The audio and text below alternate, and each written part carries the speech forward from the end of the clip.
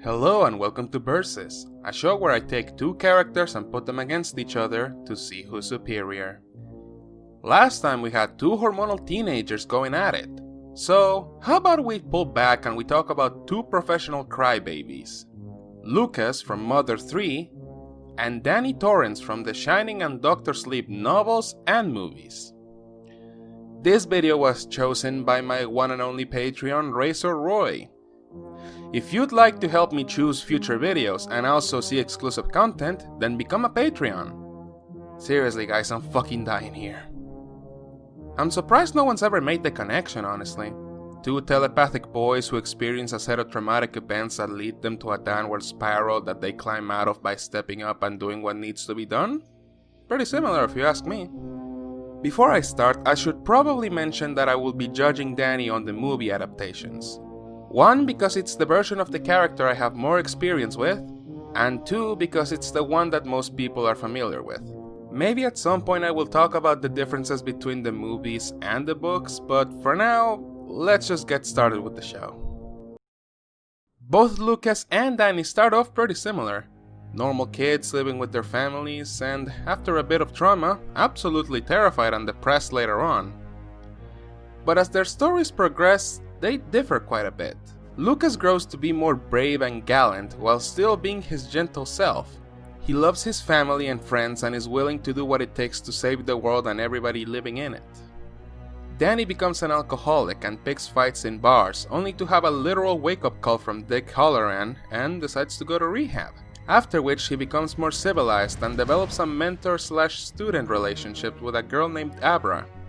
Frankly, while I love Lucas and his story, I must admit that he's a total downer a lot of the time. In fact, I am certain that if there was a continuation to Mother 3, Lucas would grow up to be just like Dan in Dr. Sleep. Point to Danny. Both of them have pretty complicated relationships with their families. Lucas's mom died and his brother went missing, only to be revealed as the Masked Man, the most prominent antagonist in the game. Lucas and his dad don't really talk much since Flint decided to neglect Lucas to find Klaus. However, Lucas does have a good relationship with his dog Boney, who he can talk to thanks to his telepathy. He also becomes friends with Princess Kumatora and the novice thief Duster.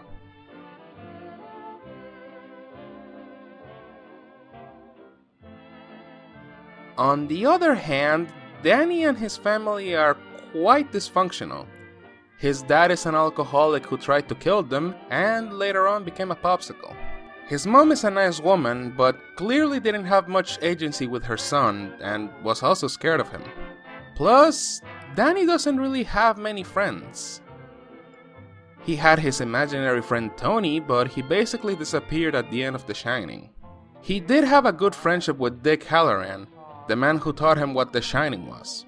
In Dr. Sleep, he actually does have a good friendship with this guy named Billy, and he becomes the mentor of this little girl named Abra. Both of them are pretty flaky with their relationships, but I'm giving this one to Lucas since he managed to keep most of his friends alive till the end.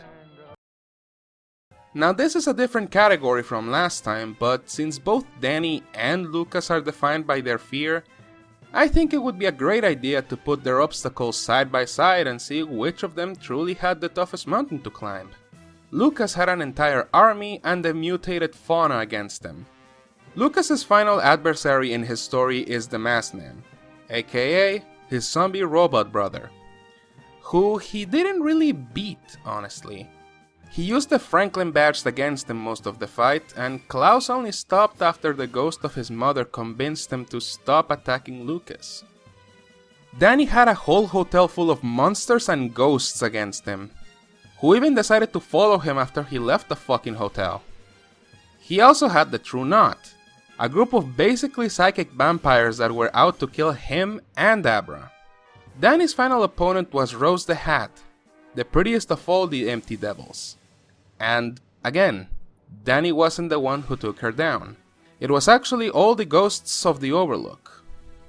Frankly, while I think the True Knot are some of the most scary monsters I've seen, they are still humans.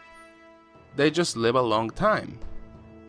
And the ghosts of the Overlook, while they are pretty scary, it was shown that the Pokey army has actually scared off ghosts before. So, point to Lucas. Oh, this will be fun. Now I know what you might be thinking. Lucas would absolutely destroy Danny in a fight. He has fire, lightning, ice, and a snake rope. He takes this easily. Well, someone didn't play Mother 3 because you'd know that Lucas isn't the one who uses those abilities. He's actually the healer of the group. But let's first take a look at their abilities and powers, shall we? Lucas can heal himself, create shields to protect himself and his team from physical and special attacks, can lower the opponent's attack and defense, can counter the opponent's attacks by redirecting them. He also knows PK Flash, which is a status ailment roulette. And finally, PK Love, his most powerful attack. One so powerful that it even rivals the Starstorm in power. He's armed with a baseball bat and a yo-yo, but can also use some explosives if the situation calls for it. Now let's look at Danny. He has telepathy, precognition, possession. He can bring people inside of his mind and trap them inside of a box. He can resist mental attacks to some extent, is able to control others, astral projection, and he says under his sleeve is summoning the ghosts of the Overlook. Though this can backfire. He can use a rifle pretty well, and can use an axe just like his dear old pops. Now then, if this was a physical fight, Danny would not stand a chance. Lucas's abilities are just too powerful. However, Danny is smarter than Lucas. He would just make sure to stay out of the way from Lucas's more destructive attacks and keep his distance. He would try to get Lucas inside of his head so he could catch him in a box, and Lucas doesn't seem to have the same mental fortitude as someone like Rose or Abra. So here's the thing, in a physical fight, Lucas would take the win, but in a psychic battle, Danny would win. Taking all of this into consideration, I think Lucas would beat Danny. Barely. Though I really don't like the idea of these two fighting to the death. Danny would probably help Lucas use his PK/Shine like he did with Abra. PK Shine. Anyways, point to Lucas. Danny had more time to grow. He became an alcoholic just like his father and managed to go sober for 8 years. He also realized that hiding isn't gonna solve anything, so he sprung to action when the time called for it. It's a very interesting development if I do say so myself. Lucas goes from a crybaby to a brave boy while still managing to be his gentle self. Pretty good and standard development. Both are good characters, but I'm giving it to Danny since we see him through the years and we see him both regress and evolve.